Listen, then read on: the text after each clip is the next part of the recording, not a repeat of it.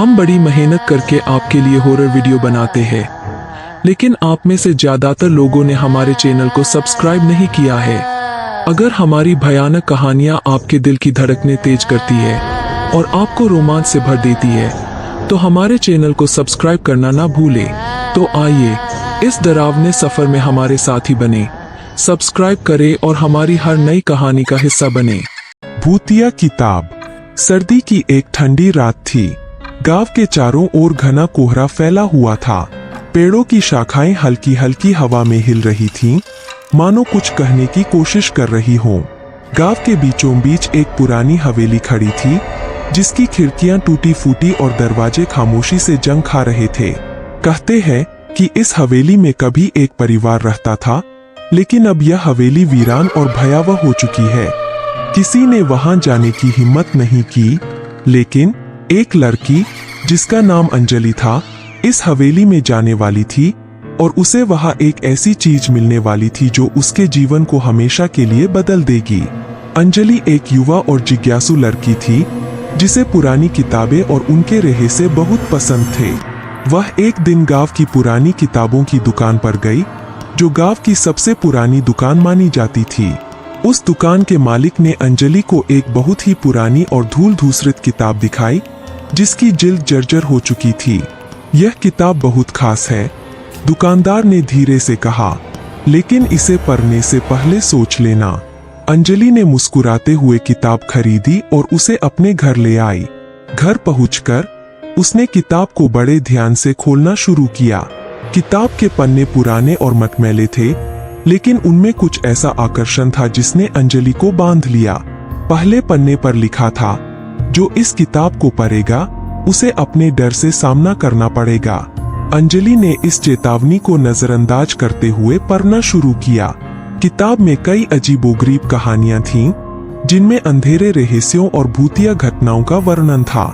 जैसे जैसे वह पढ़ती गई, उसे लगा कि उसकी सांसें धीमी हो रही है और कमरे का तापमान गिरने लगा है। लेकिन उसने ध्यान नहीं दिया और किताब पढ़ती रही। अगले कुछ दिनों में अंजलि के साथ अजीब घटनाएं होने लगीं। पहले तो उसने सोचा कि यह सब उसकी कल्पना का खेल है, लेकिन धीरे धीरे उसे एहसास होने लगा कि कुछ गड़बड़ है। एक रात जब वह अपने कमरे में सो रही थी, उसे ऐसा लगा जैसे कोई उसके कमरे में घूम रहा हो। उसने आंखें खोलकर देखा, पर वहां कोई नहीं था। लेकिन जैसे ही उसने किताब की ओर देखा, वह खुद ब खुद पलट रही थी।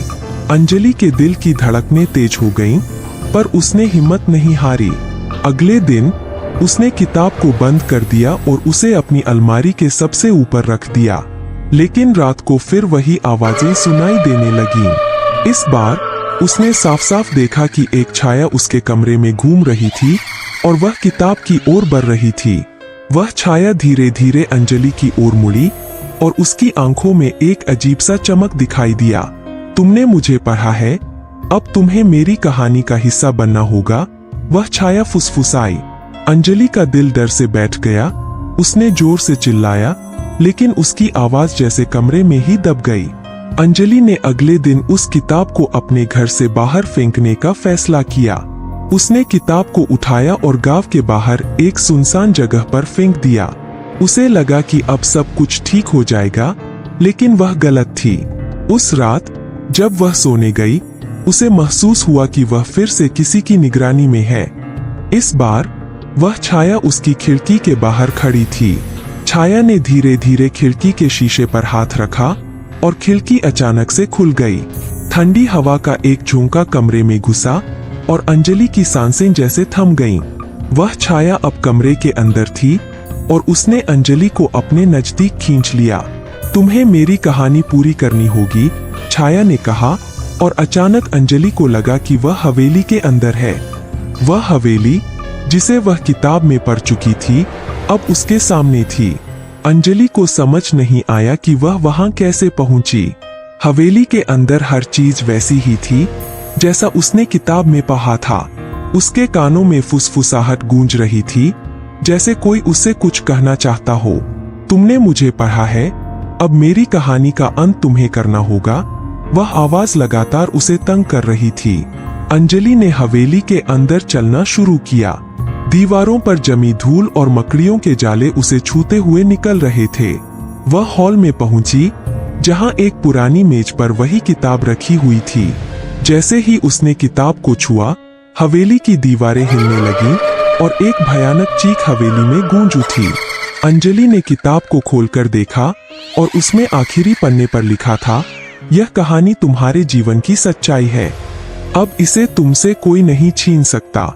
उसकी आंखों के सामने अंधेरा छा गया और जब उसने फिर से आंखें खोलीं, वह अपने कमरे में थी, लेकिन उसके हाथ में अब भी वही किताब थी। अंजलि ने उस किताब को जलाने का फैसला किया।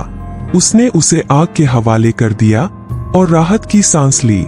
लेकिन जैसे ही वह राख हो गई, उसके कमरे की दीवार पर वही शब्द उभर आए, तुम मेरी कहानी का हिस्सा बन चुकी हो। अगले दिन अंजलि के माता पिता ने उसे बेहोश पाया। उसकी आंखें खुली हुई थीं, लेकिन वह कुछ भी नहीं कह रही थी। उसके हाथ में वह राख का एक टुकड़ा था, जिसमें वही किताब के शब्द जड़े हुए थे। गांव के लोग कहते हैं कि अब अंजलि उस हवेली की कहानी का हिस्सा बन चुकी है। उसकी आत्मा अब भी उस किताब में कैद है और जो भी उसे पढ़ेगा वह भी उसी कहानी का हिस्सा बन जाएगा। अंजलि का जीवन अब एक रहस्य बन चुका था और वह किताब अब भी कहीं न कहीं अपनी अगली शिकार की तलाश में थी। शायद वह आप हो सकते हैं। क्या आप भी उस किताब को पढ़ने की हिम्मत करेंगे? Subscribe Fear Fuse for more.